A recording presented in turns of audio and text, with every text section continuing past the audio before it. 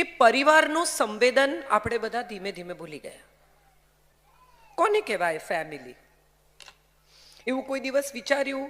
બાળકોને ભણાવીએ તો આપણે ફેમિલીનું ચિત્ર પુસ્તકમાં પણ હવે તો મા બાપ અને 2 બાળકો, અને એમાં પણ પિતા છાપું વાંચતા હોય ને મા રસોઈ કરતી હોય, આવું પાઠ્ય પુસ્તકમાં ચિત્ર છે.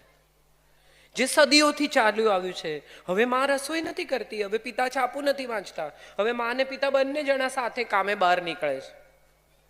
સંતાનો મોટા થવા લાગ્યા છે. એવા આ બદલાતા સમયમાં પરિવાર શું છે ને એનું સંવેદન શું છે, એવું મારે બહુ જ બધા પરિવાર જ્યારે અહીંયા હાજર છે ત્યારે કહેવું છે. કોણ છે આ પરિવાર? એની જરૂર શું છે? આપણે એકલો માણસ સફિશિયન્ટ નથી? લગ્ન શું કામ કરવા જોઈએ? સંતાનો કેમ હોવા જોઈએ? મા બાપ સાથે શું કામ રહેવા જોઈએ? અને બધા નવા બાળકોની દલીલ છે કે શું જરૂર છે. મારે તમને બધાને એક વાત કહેવી છે કે અહીંયા બહાર કોઈકનું પર્સ પડી જાય, કે કોઈકની કંઈક વસ્તુ ખોવાઈ જાય, કે કોઈકને કંઈ તકલીફ પડે, કે એક્સિડન્ટ થયો હોય અને એકલો માણસ બેસીને રડતો હોય તો એને કેટલા લોકો પૂછવા જાય, ભાઈ શું થયું? રાઈટ?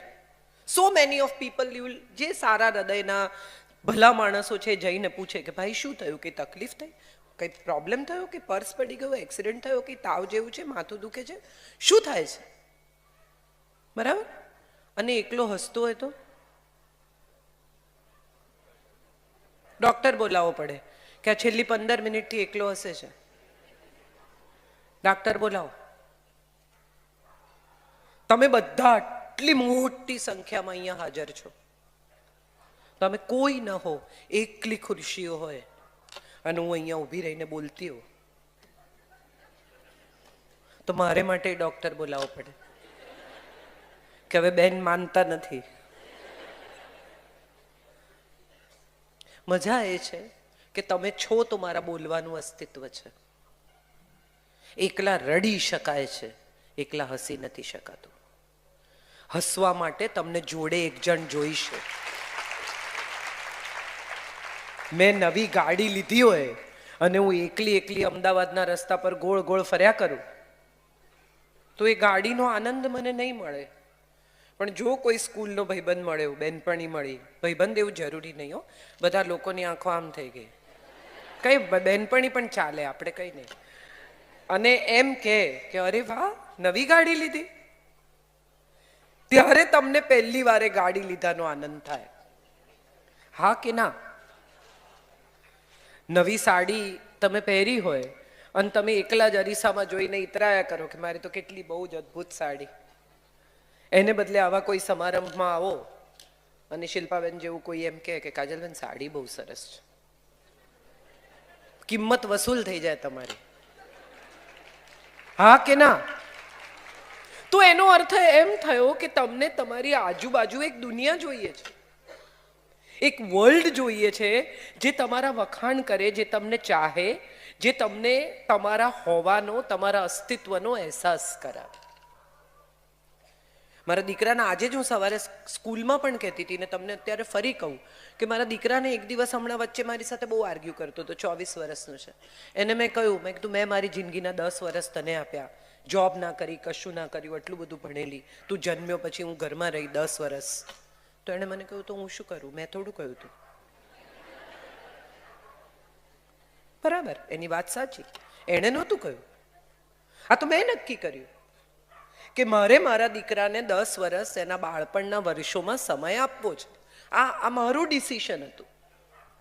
હવે એ ઇન્વેસ્ટમેન્ટ માનીને જો હું એમાંથી ડિવિડન્ડ કાઢવાનો પ્રયત્ન કરું તો એ પ્રોબ્લેમ છે. મોટા ભાગના પરિવારોમાં વર્ષો સમય, સ્નેહ, વાલ, લાગણી, સપોર્ટ, કાળજી જે તમે કહો તે બધું ઇન્વેસ્ટમેન્ટ માનીને કરવામાં આવે અને જ્યારે સમય આવે એમાંથી વ્યાજ મેળવવાનો પ્રયત્ન કરવામાં આવે તો સંબંધો ગડબડાઈ જાય છે. તમે જે કર્યું એ તમારે કરવું હતું ને તમે આનંદથી કર્યું. હવે જો એ તમે કર્યું એના બદલામાં કશું માંગો તો એ પરિવાર નથી, એ ઇન્વેસ્ટમેન્ટ છે. તમે કશું એટલા માટે કર્યું કારણ કે તમે એવી આશા રાખી કે આવનારા વર્ષોમાં કોઈક મારી મદદ કરશે. ના, પરિવારમાં જે કોઈ જે કંઈ પણ કરે એ એની ફરજ છે, જવાબદારી છે, ઉત્તરદાયિત્વ છે, એણે કરવાનું જ હોય. આ લાગણી આજથી 20-25 વર્ષ પહેલા હતી. હવે 2 વાક્યો બહુ મહત્વના છે, મને શું અને મારે શું. હું આટલું કરું તો મને શું મળશે, હું આટલું કરું તો મારું શું થશે. અહીંથી શરૂ થઈ છે પહેલી વખત દુનિયા સંકોચાવાની. તમે વિચાર કરો, નવા નવા લગ્ન થયા હોય આજથી 25-30 વર્ષ પહેલા, એ એજ ગ્રુપના લોકો પણ છે એટલે કહું છું કે 25-30 વર્ષ પહેલા, 40 વર્ષ પહેલા જે લોકોના લગ્ન થયા હશે એ બધાને ખબર છે કે પત્ની જોઈન્ટ ફેમિલીમાં રહેતા હોય, સવારે રૂમમાં ઝઘડો થયો હોય 2 જણનો, પછી તો બંને જણા નાહી ધોઈને, પત્ની તો રસોડાના કામે બહાર નીકળી જાય, પતિ કામે નીકળી જાય, સાંજે પાછો આવે ત્યાં સુધી ઝઘડો યાદે ન હોય. હા કે ના? બંને જણા ભૂલી ગયા હોય કે શું થયું હતું. હવે અત્યારે પરિસ્થિતિ એવી છે કે 2 જ જણા ઘરમાં છે અને સેલફોન પણ છે. એટલે ઘરમાંથી તો ઝઘડીને નીકળ્યા, પછી પોતપોતાની ઓફિસમાં જઈને સેલફોન પર પણ આર્ગ્યુમેન્ટ ચાલુ રહે. અને એમાં જો કોઈ કારણસર કાપી નાખ્યો તો ફરી જોડી અને એમ કે મારો ફોન મૂકી દીધો, લે હું મૂકીશ, તારે નહીં મૂકવાનો. You can't do that. Phone મૂકવાનો હોય તો હું મૂકીશ, ડિસ્કનેક્ટ કરવાનો હોય તો મારો વારો, તારો નહીં. આ ઈગો પ્રોબ્લેમ પહેલા પરિવારનો હિસ્સો નહોતો. અહંકાર, ગુરુર, ઈગો આવું કંઈ હતું જ નહીં. દાદાજી જે રૂમમાં બેઠા હોય એ રૂમમાં મને યાદ છે કે પસાર થતા પહેલા પણ એકવાર જરા વિચારી લેવું પડે કે હમણાં બોલાવી લેશે કે આ લે પોસ્ટકાર્ડ નાખી આવ, અને કંઈ કર્યા વગર ચૂપચાપ પોસ્ટકાર્ડ નાખવા જવું પડશે કામકાજ છોડીને. અથવા જાતો પાણી ભરી આવતો એટલે 1 ગ્લાસ પાણી લઈ આવવું પડે, તમને ગમે એટલું મોડું થતું હોય. દાદાજી મોડું થાય છે એવું ન કહેવાય. હમણાં એક બહુ સરસ કોઈકે મને વોટ્સએપ પર જોક મોકલ્યો છે કે એક દાદાએ દીકરાને કહ્યું કે લે આ 100 રૂપિયા અને મોલમાં જા અને 1 કિલો ખાંડ, 250 ચા, પાપડનું 1 પેકેટ, પૌવાનું 1 પેકેટ લઈ આવ અને જો પૈસા વધે ને તો આઈસ્ક્રીમ ખાજે. એટલે છોકરાએ નોટ જોઈ, દાદાજીની સામે જોયું અને કહ્યું કે આટલામાં આટલું ના આવે. એટલે દાદાજીએ એને કહ્યું કે અરે અમે તો આનાથી અડધા પૈસામાં આનાથી વધારે વસ્તુઓ લાવતા હતા અને પૈસા બચે એમાંથી આઈસ્ક્રીમ પણ ખાતા હતા. એટલે છોકરાએ કહ્યું કે પણ ત્યારે સીસીટીવી નહોતા ને.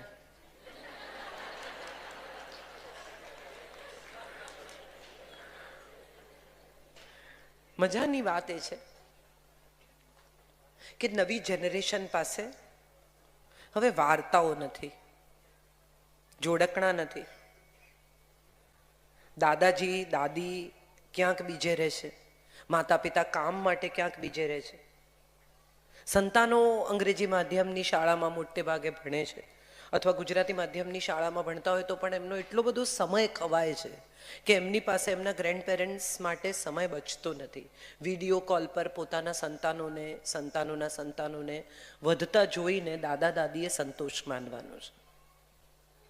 ક્યાંક ઓસ્ટ્રેલિયા, ક્યાંક અમેરિકા રહેતા બાળકો પણ વિડીયો કોલ પર છોકરું હેલો દાદાજી, હાઉ આર યુ દાદાજી આવું કરે તો માથે હાથ ફેરવવાનો, સ્નેહથી ખોળામાં સુવડાવવાનો, વાર્તાઓ કહેવાનો આવો લાવો તો હવે રહ્યો જ નથી. આઈ એમ શ્યોર સમય સાથે બહુ બધું બદલાયું છે, પણ મારા હિસાબે વાલ ન બદલાવવું જોઈએ. Family, FAMILY. મને હંમેશા લાગે છે કે ફેમિલીનો સૌથી પહેલો F છે ને એ ફર્ગિવન્સનો છે, માફ કરો.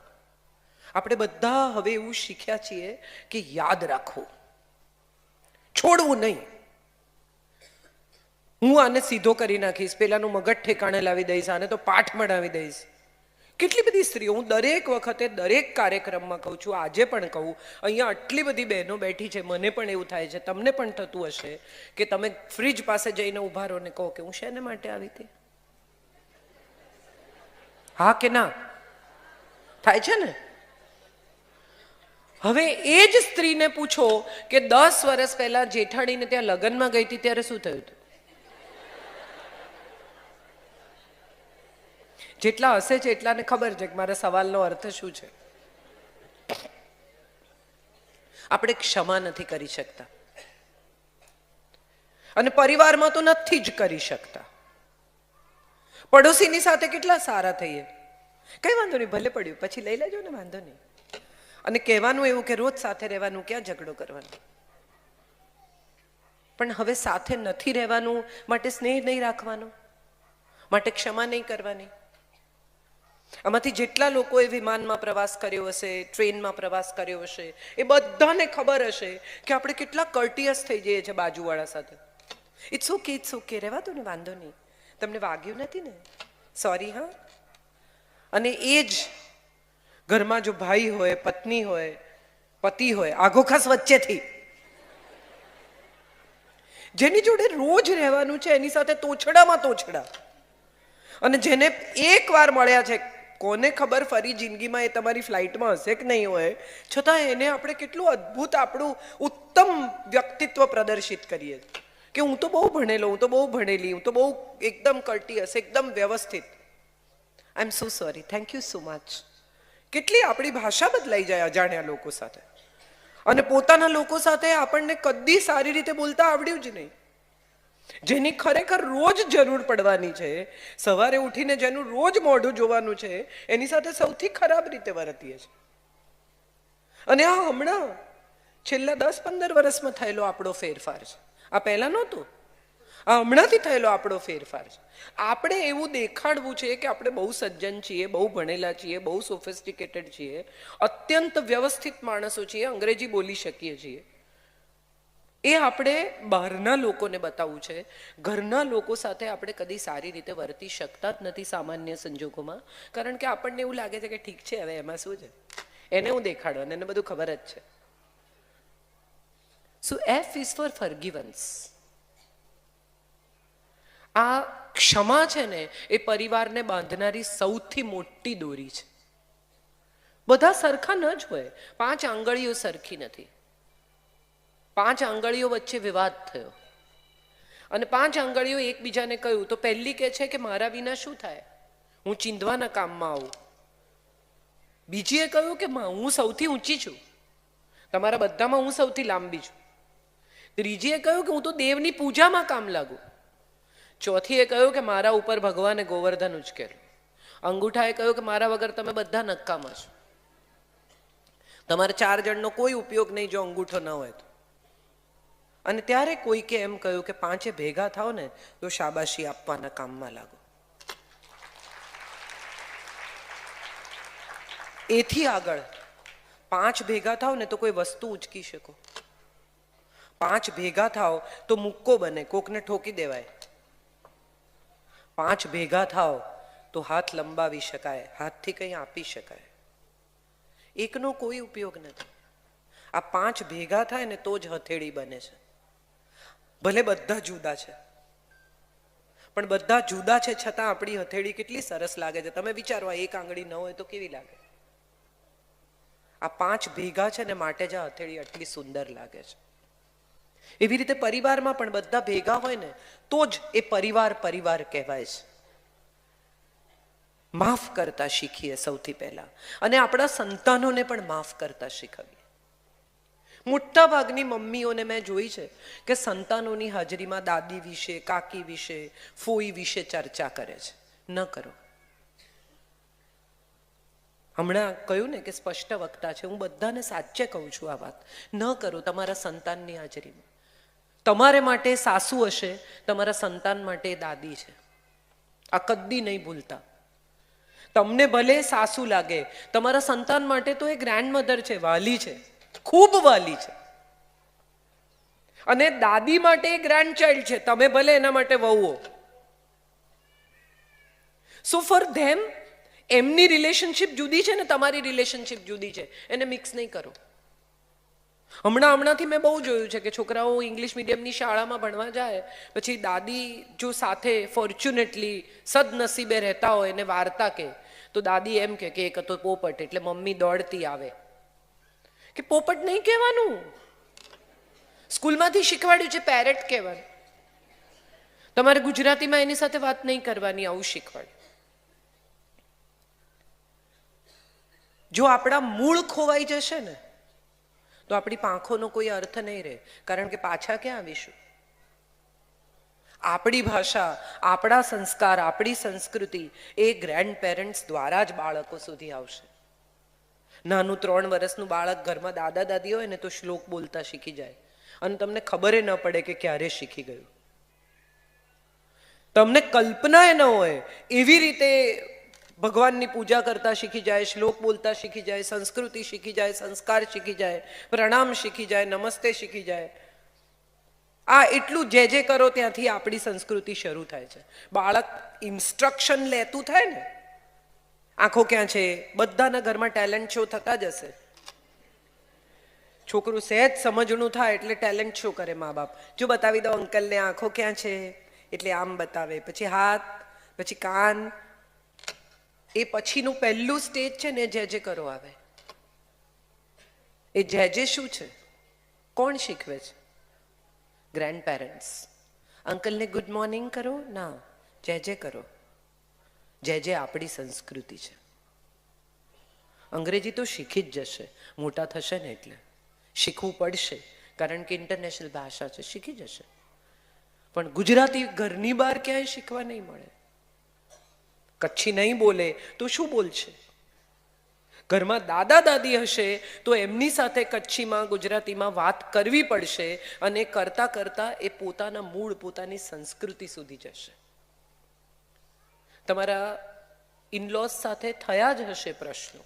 ખાસ કરીને મારે બહેનોને આ વાત કહેવાની છે કે એવું શક્ય જ નથી કે સાસુ વહુનો સહવ કોઈ મનદુખ, ઝઘડો, મતભેદ ન થયો હોય.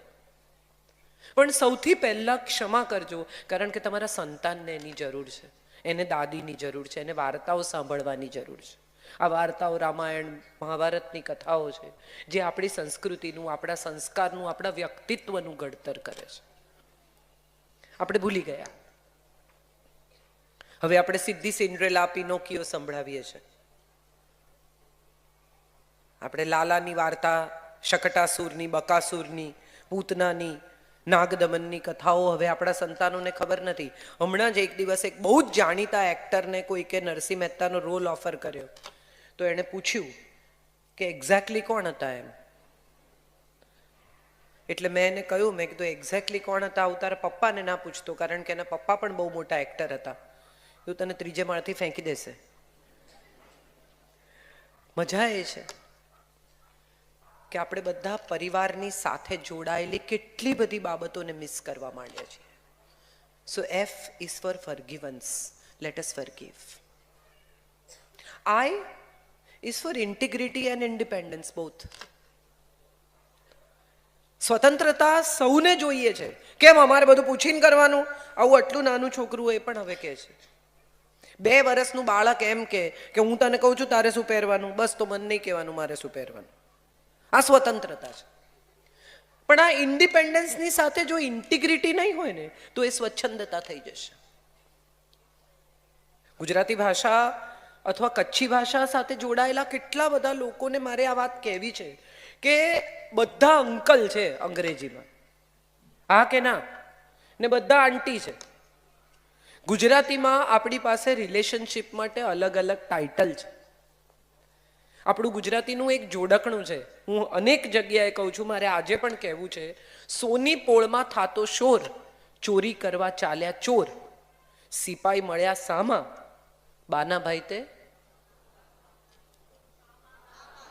કેમ આટલા બધા લોકો અવાજ નથી આવતો? મામા લાવે છુક છુક ગાડી, બાને માટે લાવે સાડી, સાડીના રંગ પાક્કા, બાપના ભાઈ તે. કાકા કાકા કારેલા, કાકીએ વઘારેલા, કાકી પડ્યા રોઈ, બાપની બેન તે. ફોઈ ફૂલડા લાવે છે, ફુવાને વધાવે છે, ફુવા ગયા કાશી, બાની બેન તે. 16 લીટીમાં 4 રિલેશનશિપ તમે બાળકને શીખવી શકો. આ આપણી ભાષા છે. આ ભાષા આપણે આપણા વારસામાં નથી આપી શક્યા, કારણ કે જે વારસો આપી શકે એવા લોકો આપણી સાથે રહેતા નથી. અને સૌથી મજાની વાત શું છે ઇન્ટિગ્રિટી અને ઇન્ડિપેન્ડન્સની ખબર છે? માતા પિતા, દરેક માતા પિતા, આમાં આપણા માતા પિતા, આપણે માતા પિતા બધાની વાત છે. જ્યારે બાળક જન્મે ને ત્યારે એમની પાસે એવો સમય નથી હોતો. એ કમાવામાં, ફ્યુચરના વિચારોમાં, ઇન્વેસ્ટમેન્ટ્સમાં, બીજા બાળકની એક નસીબ વિશેની આખી ડિઝાઇન બનાવવામાં, એને માટે ઘર, એને માટે ઇન્વેસ્ટમેન્ટ, એને માટે આમ, એના એજ્યુકેશન માટે પૈસા, આ બધું કરવામાં માતા પિતા અત્યંત વ્યસ્ત હોય છે. જ્યારે દાદા દાદી પ્રમાણમાં નવરા હોય છે. અને એ જ્યારે ફ્રી હોય ને ત્યારે એમણે પોતાના સંતાનને જે સમય નથી આપ્યો ને એ બધો સમય એને પોતાના સંતાનને આપવો છે, જે આપણે મિસ કરી ગયા છીએ. એક બહુ જ સુંદર વિનેશ અંતાણીની નવલકથા છે દરિયો, લઘુ નવલ. મને ખબર નથી કોઈએ વાંચી છે કે નહીં, પણ વિનેશભાઈ કચ્છના છે માટે મારે આ વાત અહીંયા મેન્શન કરવી છે. એમાં દાદા અને ગ્રાન્ડચાઇલ્ડના સંબંધની જે વાત કરી છે, બે જ જણાની વાર્તા છે પણ ગજબ વાર્તા છે. અમારા એ દાદા વિપુલ વડશા ભવ્ય વિભવી, વિશાળી છાયાએ અમ સકળ સંતાપ હરતા, હતું એ હૈયું તો. કેટલી સુંદર વાર્તા. તમે વિચાર કરો એક ગ્રેન્ડફાધરની કલ્પના કેવી હોય. So independence is wonderful thing. I am not saying independence is not wonderful because I am an independent person અને મારો ઉછેર ખૂબ ઇન્ડિપેન્ડન્ટલી થયો છે. પણ જો હું આ ભાષા સારી બોલી શકું છું અથવા હું ખૂબ વાંચતી થઈ તો એને માટે મારે મારા ગ્રેન્ડફાધરને થેન્ક યુ કહેવું જોઈએ. હું આજે જે કંઈ છું એમાં મારા દાદાજીનો ખૂબ ખૂબ ફાળો છે. સો આપણે બધા આ વાત સમજવી જોઈએ કે એક પરિવારનું ઇન્ટિગ્રેશન પણ એટલું જ મહત્વનું છે જેટલી એક વ્યક્તિના ઇન્ડિપેન્ડન્સનું મહત્વ છે. એકલો સ્વતંત્ર માણસ શું કરશે? આપણે આ જે ઇન્ડિપેન્ડન્સ અને ઇન્ટિગ્રિટીનું પ્રમાણ છે ને એને ગૂંચવી કાઢ્યું છે. બધાને સ્વતંત્ર થઈ જવું છે, બધાને એમ છે કે મને મારી રીતે જીવવા દો. હા, તમે તમારી જ રીતે જીવો, પણ એક પાસે અનુભવ છે અને એક પાસે આંખો અને નવી ટેકનોલોજી છે. આ બંને જો ભેગા થઈ શકે તો કેટલું અદ્ભુત પરિણામ આવી શકે, જેનો વિચાર આપણે કરતા નથી. એક ઘરમાં બહુ મજા આવે. મેં હમણાં જ એક મોમ, મમ્મી અને સાસુજી આવો એક લેખ લખ્યો હતો. સવારના દાદાજી એમ કહે કે બ્રેકફાસ્ટમાં એમને શું ખાવું છે અને છોકરાઓને બ્રેડ ખાવી છે. પછી મારી ઉંમરની જે સ્ત્રીઓ છે બધી 50-55ની આજુબાજુ, એ બધાની ફરિયાદ બહુ ઇન્ટરેસ્ટિંગ છે. એ બધાનું કહેવું એવું છે કે અમે અમારી સાસુની બહુ સેવા કરી, હવે અમારે અમારી વહુની સેવા કરવાની. આઈ એમ શ્યોર આ બધા આમાંથી ઘણા લોકો મારી સાથે અગ્રી થશે, કારણ કે વહુઓ હવે કામ કરે છે, ભણેલી છોકરીઓ. અને હું ઘણી વાર કહું છું કે પપ્પાની પરી ને મમ્મીનો રાજા બેટો આ બે જણા પરણે. હવે જે પાપા કી પરી છે એ મમ્મીના રાજા બેટા સાથે પરણે, પછી એને પરી નથી રહેવાનું એ વાત એને કહે કોણ? એટલે એ બિચારી સાસરે જાય પછી એને પાંખો કબાટમાં વાળીને સાચવીને મૂકી દેવાની છે, ઉડવાનું નથી. જો એ ઉડવાનો પ્રયત્ન કરે તો પ્રશ્નો શરૂ થઈ જાય છે. ગમે તેટલું ભણેલી પુત્રવધુ ઘરમાં આવે તો સાસુને મજા એ છે કે અમે તો આમ કરતા હતા, પણ તમે કરતા હતા એ વાતને 50 વર્ષ થયા, એ પછી 5 દાયકા પસાર થઈ ગયા, એ આપણે ભૂલી ગયા છીએ. ગમે એટલું કરો તો એ શર્ટના કોલર હાથે જ ઘસીને વોશિંગ મશીનમાં નાખવાના. મશીનમાં કોલર ચોખ્ખા ધોવાતા નથી. આવી સાસુની માન્યતા છે. એટલે તો આ લોકો એડ બનાવી 10 હાથો કી શક્તિ, કે હાથ છે ભાઈ, આમાં હાથથી થાય છે. અહીંયા પાણી છે, ડોન્ટ વરી. શિલ્પાબેન બહુ કેરિંગ છે. તો આઈ છે એ ફોર ઇન્ટિગ્રિટી અને ઇન્ડિપેન્ડન્સ બંને માટે છે. મારે જે એ વિશે વાત કરવી છે એની પહેલા મેં આઈ માટે એટલા માટે વાત કરી કે આપણે બધા જ્યારે આઈ લવ યુ કહીએ છીએ ત્યારે આઈ પહેલા આવે છે, યુ છેલ્લે આવે છે. I love my family, I capital, I love my family. હું, મારી વાત એ છે ને એ એક્સેપ્ટન્સનો છે. જો સ્વીકારશો ને તો જ ઇન્ટિગ્રિટી આવશે. બધા જુદા છે, મેં કહ્યું ને 5 આંગળી જુદી છે. કરોડો લોકો, 8 અબજ લોકો આ દેશમાં છે, આ દુનિયામાં છે. 8 અબજ લોકોની ફિંગરપ્રિન્ટ્સ અલગ છે. એનો અર્થ શું થયો? કે 8 અબજના મગજ અલગ છે. કોકને લાલ ગમે છે, કોકને ભૂરો ગમે છે, કોકને લીલો ગમે છે, કોક કે મને તો તીખું ભાવે જ નહીં, કોક કે હું તો તીખા વગર ખાઈ ના શકું, કોક ઉપરથી મીઠું લે, કોઈ કે ઉપરથી મીઠું ખવાય જ નહીં, કોઈ કે 10 લીટર પાણી પીવું જોઈએ, કોઈ કે કિડનીને એટલું બધું કામ કરાવાય જ નહીં. અને એમાં સૌથી વધારે મજા કોવિડમાં આવેલી. હમણાં જ મને કોઈ કંઈક જોક બહુ સરસ મોકલ્યો છે કે મેં આમ કરી લીધું, સૂંઠનો ઉકાળો પી લીધો, ફલાણું કરી લીધું, આમ કરી લીધું, થાળી વાડકા વગાડી લીધા, દીવો કરી લીધો, મેં મારું બધું ટેસ્ટ કરાવી લીધા, બધું કરી લીધું, હવે મારે શું કરવું જોઈએ? આવું એક જણે ડૉક્ટરને SMS કર્યો. એટલે ડૉક્ટરે એને કહ્યું કે હવે તું અમર થઈ ગયો, તને કોઈક નાભીમાં તીર મારે તો જ તું મરીશ. તે આટલું બધું કરી નાખ્યું, હવે તારે શું કરવાનું બાકી રહ્યું? મજા એ છે કે કોવિડના ટાઈમમાં બધા જ્ઞાની થઈ ગયેલા, દરેકને અંદરથી અંતર્જ્ઞાન થયું.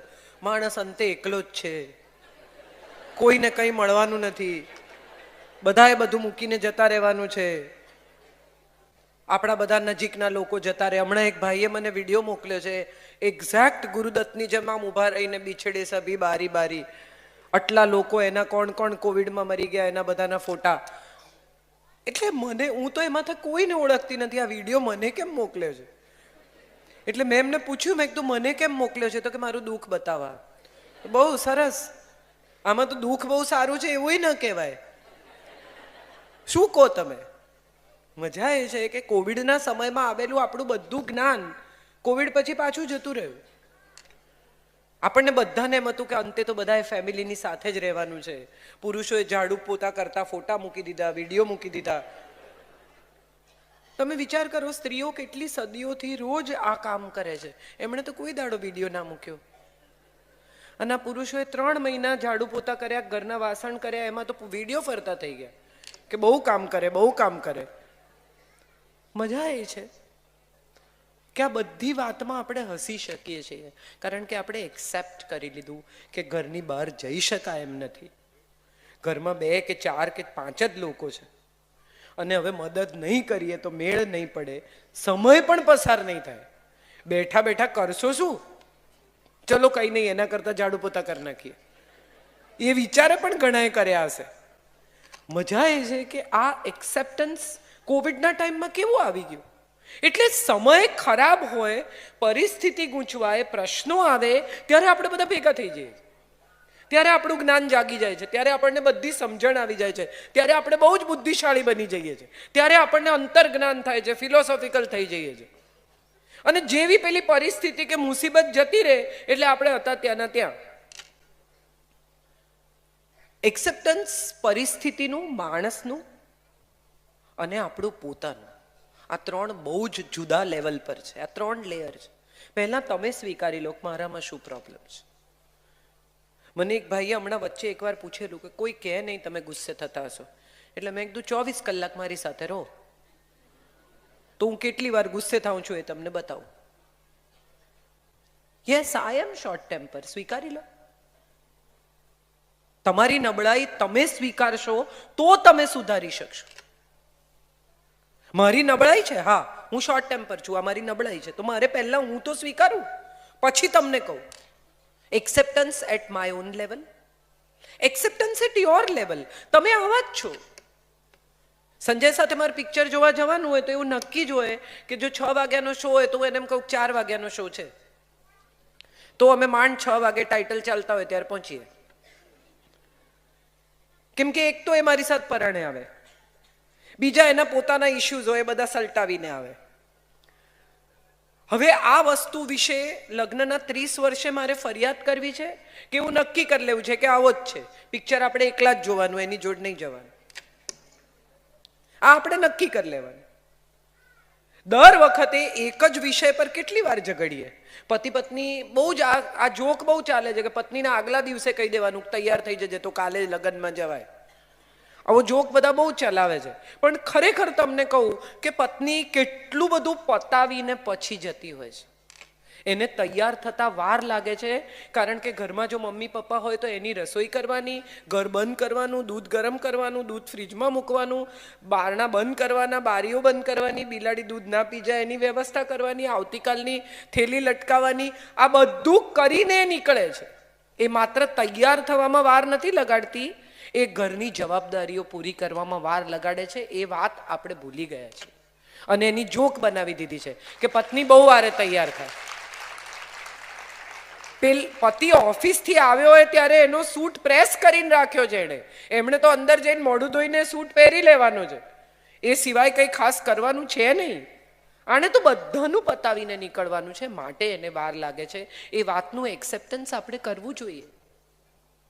એક સ્ત્રીને કેટલું બધું યાદ રહે છે એવું કોઈ દિવસ કોઈએ વિચાર્યું છે કે કોણ શું ખાશે, શું નહીં ખાય? અને નાની વસ્તુ, ફોન કોઈનો આવ્યો તો ને કહેવાનું જો એ ભૂલી જાય તો એ વિશે કેટલો મોટો ઇશ્યુ થઈ જાય. બધું ભૂલી જાય છે, લિપસ્ટિક લગાડવાનું ભૂલાય છે. ત્યારે એક વાર એવો સવાલ થાય કે આવું આપણે જેને કહીએ છે એ ગૃહિણી છે. આખું ગૃહ જેનું ઋણી છે ને એ ગૃહિણી છે સાહેબ. આપણે સમયસર ભોજન કરી શકીએ છીએ ને એની પાછળ એક એવી સ્ત્રી છે કે જે પોતાનો આખો દિવસ જો નોકરી કરતી હોય તો જોબ સાથે આ કામ કરે છે. Let's be thankful and accept somebody who's contributing in our lives. આ સંતાનોને પણ કહેવાનું છે. જ્યારે વિદ્યાર્થીઓ છે ત્યારે મારે વિદ્યાર્થીઓને પણ કહેવું છે કે તમારી મમ્મી કેટલું બધું કરે છે. જે ડિગ્રી તમને મળી છે, આજે યશ 4 ધોરણ એક સાથે ભણી શક્યો, એમાં માત્ર યશ જવાબદાર નથી. એની પાછળ એની મમ્મીએ, એના પપ્પાએ કંઈક તો કોન્ટ્રીબ્યુટ કર્યું જ હશે. અને કોન્ટ્રીબ્યુશનનું એક્સેપ્ટન્સ બહુ ઇમ્પોર્ટન્ટ છે, જે આપણે નથી કરતા.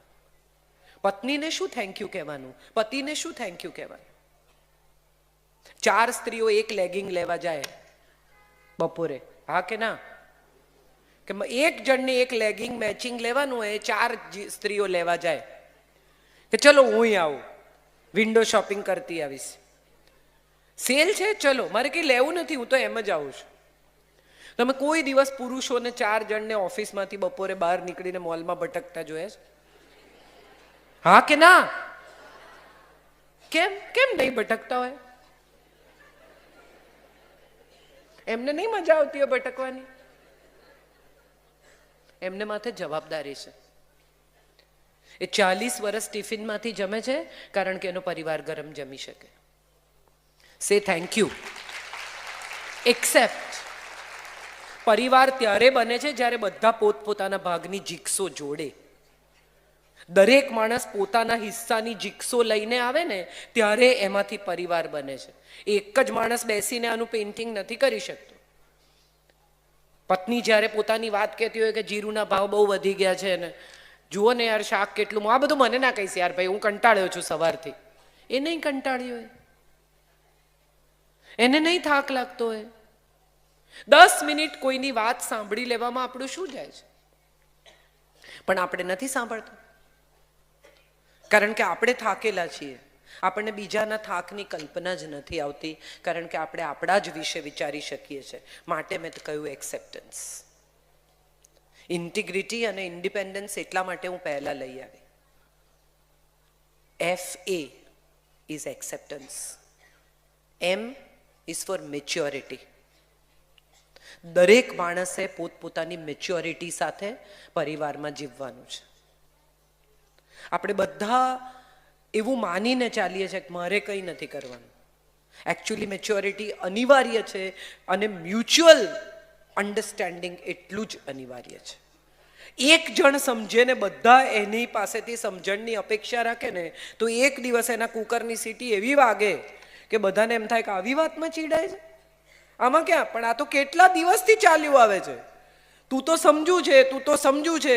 2 ભાઈ બહેન હોય ને 1 જ વર્ષનો ફેર હોય, પણ આપણે મોટા બાળકને કયા કરીએ તું તો મોટો છે ને. મોટો ક્યાં બિચારો, 1 જ વર્ષ મોટો છે. એવો કયો મોટો છે? બેટા તું તો મોટો છે ને. અને એમાં દીકરીને પણ બેટા તું તો દીકરી છે ને, ભાઈને આપી દે. ભાઈનું આમ, ભાઈનું આમ. કેમ? ભાઈ કોણ છે ને દીકરી કોણ છે? Let's not do that. દીકરી અને દીકરાનો ઉછેર સરખો થવો જોઈએ. મોટા ભાગના ઘરોમાં નથી થતો, એ વાત આપણે બધાએ હવે સમજવી પડશે. અને જ્યારે તમે દીકરીને દીકરા તરીકે ઉછેર્યો છો, બહુ બધા લોકો મને કહે અમે તો અમારી દીકરીને દીકરાની જેમ મોટી કરી છે. Very good. તો હવે દીકરાને પણ દીકરીની જેમ મોટો કરો. એને બટન ટાંકતા શીખો, એને પોતાની રસોઈ કરતા શીખો, એને એનો કબાટ ગોઠવતા શીખો, એને આવીને એના ચપ્પલ ઠેકાણે મૂકતા શીખો. કારણ કે કાલે સવારે જે આવશે ને એ ભણેલી કમાતી છોકરી આવશે. હું હંમેશા કહું છું કે મારી બહુ મને બહુ આશીર્વાદ આપવાની છે, કારણ કે મેં મારા દીકરાને એટલો તૈયાર કર્યો છે કે જો એ વહેલો આવી જશે ને એની પત્ની મોડી આવશે ને તો એક કપ ચાય બનાવી આપશે અને મને ઈર્ષા નહીં આવે. મોટા ભાગની સાસુઓને મ્યુચ્યુઅલ અન્ડરસ્ટેન્ડિંગમાં એ પણ ઈર્ષા આવે છે કે બોલો મને કોઈ દાડો એક કપ ચા નહીં કરી આપી, પણ એની છોકરી એની વહુને કરી આપે છે. આનંદ થવો જોઈએ કે બે જણા પ્રેમથી એકબીજાને સમજીને સાથે રહે છે. સ્વિગી ઓર્ડર કરે, જે કરે, તમારું શું ગયું? પણ આપણે એના બદલે મેં તો ગરમ ગરમ રોટલી ખવડાવી છે આખી જિંદગી, હવે એ તો બે જણા અડધો ટાઈમ સ્વિગી ઓર્ડર કરે, છો ને કરે, તમારે શું લેવા દેવા? દીકરાની જિંદગી જીવવાને બદલે એને એની જિંદગી જીવવા દો.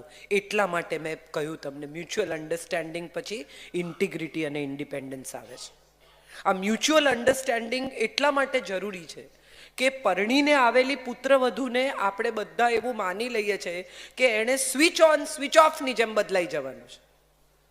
ગઈકાલ સુધી એ કોકની દીકરી હતી, આજે હવે કોઈની વહુ છે એટલે હું કહું એમ એણે કરવાનું.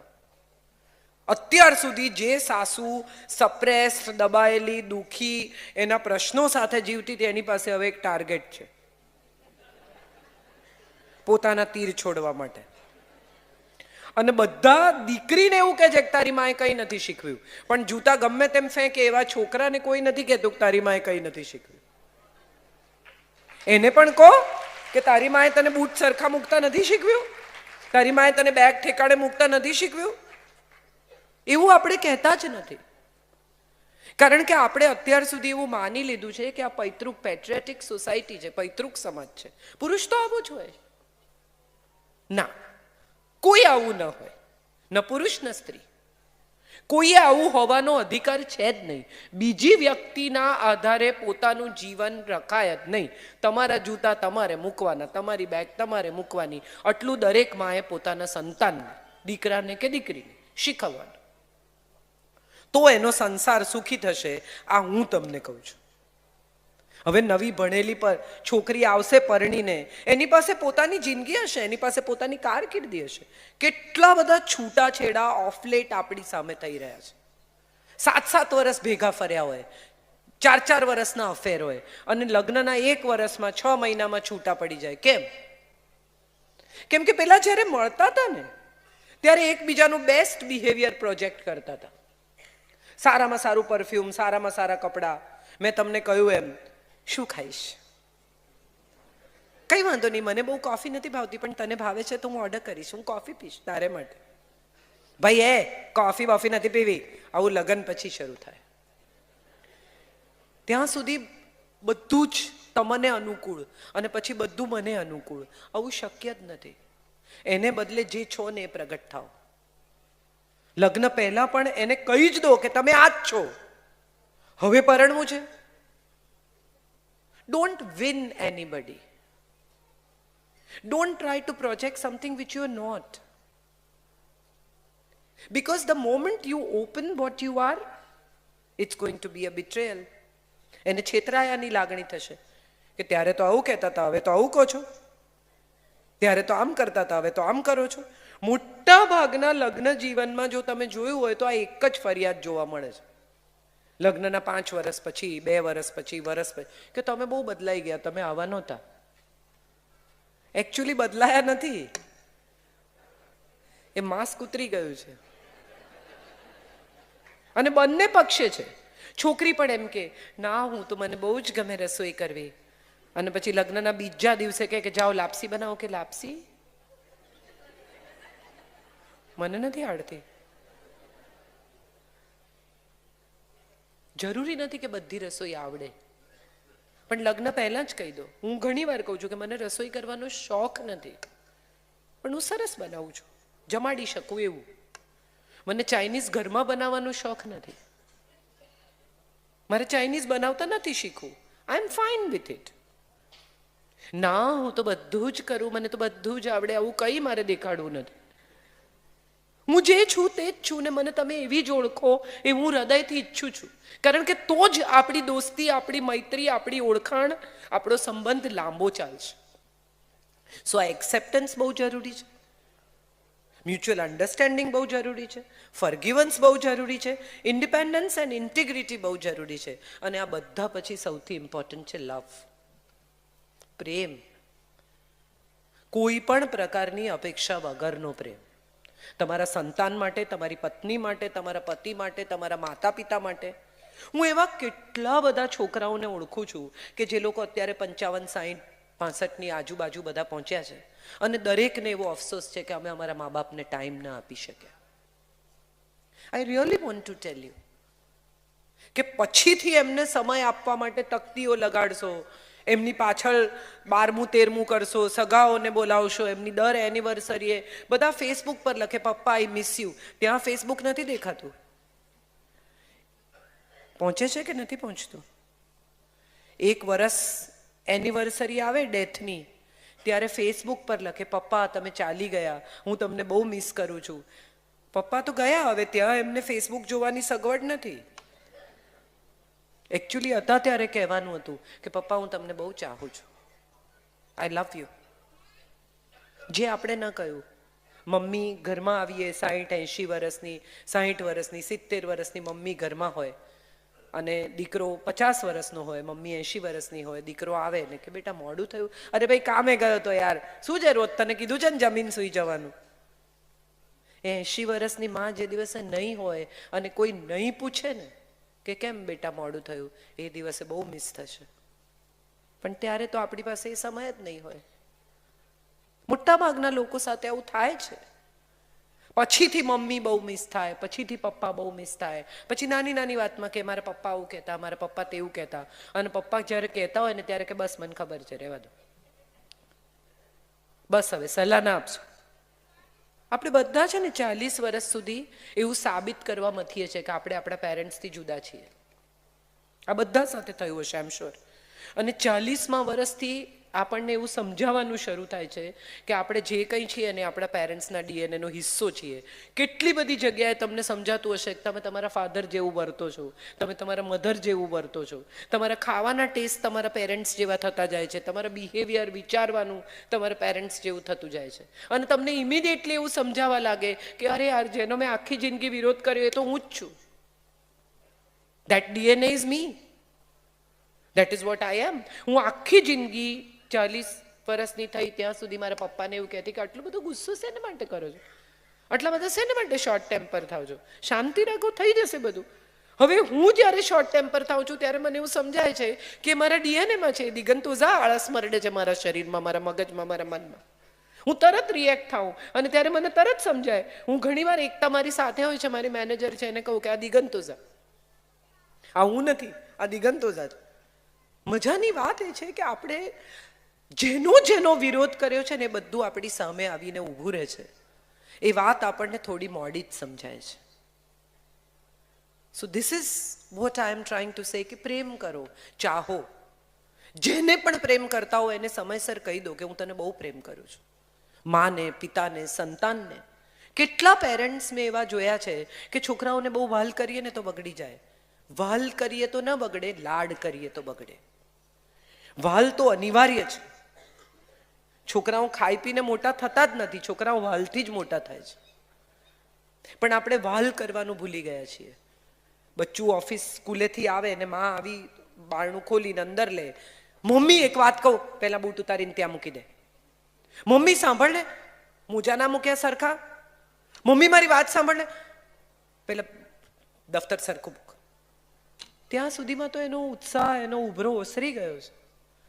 એને કંઈક કશુંક એટલું એક્સાઇટિંગ તમારી સાથે શેર કરવું છે જે એણે ન કર્યું. શી મિસ્ડ ધેટ ટાઈમ.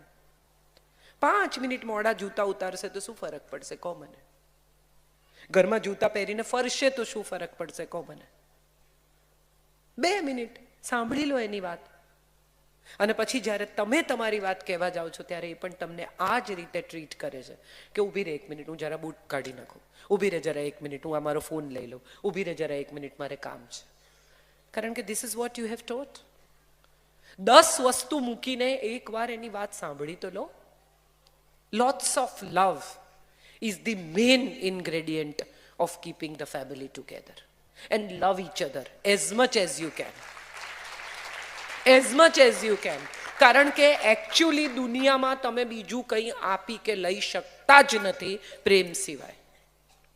તમે કોઈને ભેટ આપો છો ને એમાં પણ પ્રેમ છે, તમે કોઈને ફોન કરો છો ને એમાં પણ પ્રેમ છે, તમે કોઈની કાળજી કરો છો ને એમાં પણ પ્રેમ છે, તમે કોઈને વડો છો એમાં પણ પ્રેમ છે, તમે કોઈ સાથે ઝઘડો છો એમાં પણ પ્રેમ છે. પ્રેમ જ મુખ્ય ઇન્ગ્રેડિયન્ટ છે કોઈ પણ રિલેશનશિપનું, અને જો એ નથી તો રિલેશનશિપમાં કંઈ જ નથી. પ્રેમ સૌથી મહત્વનો છે. મારો પરિવાર એટલે મારી એકતા અને મારા ડ્રાઈવર. હું બધે લોકોની સાથે હોઉં. મારા ઘરમાં તો હું ઓછામાં ઓછું હવે હોઉં છું. દીકરો 24 વર્ષનો થઈ ગયો, મારા હસબન્ડ કોન્સ્ટન્ટલી બહાર હોય છે.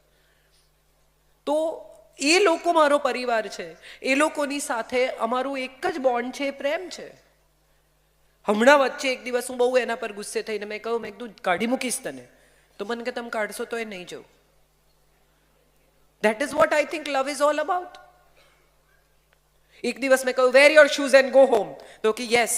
એવું કરીને બહાર જતી રહી, અને 5 મિનિટ પછી મેં જોયું તો એ ટેબલ પર બેસીને એનું કામ કરતી હતી. શી નોઝ કે 2 જ મિનિટમાં હું સોરી કહીશ. એટલી એ મને ઓળખે છે અને મને એક્સેપ્ટ કરે છે, અને એનું એટલું ઇન્ડિપેન્ડન્સ છે, મને અમારી એટલી ઇન્ટિગ્રિટી છે, એટલે અમે એકબીજાને ફરગીવ કરી શકીએ છીએ. આ ફેમિલી છે, અને આપણે બધાએ જ શીખવાનું છે. અને વાય છેલ્લો, મારે તમને પ્રેમ વિશે એક બીજી પણ વાત શેર કરવી છે જે બહુ મહત્વની છે. કેટલા ઘરોમાં એવું દ્રશ્ય જોવા મળે, બધાને પૂછું છું, કોઈ પણ ઉંમરના પતિ પત્નીને આ પ્રશ્ન મારે પૂછવો છે. કેટલા ઘરોમાં એવું દ્રશ્ય જોવા મળે કે પત્નીનો હાથ પતિના હાથમાં હોય, પત્નીનું માથું પતિના ખભે હોય, અને છોકરાઓ આવે તો પણ પરિસ્થિતિ બદલાય નહીં. 4, 5, 6, 3250 લોકોમાંથી 6 હાથ.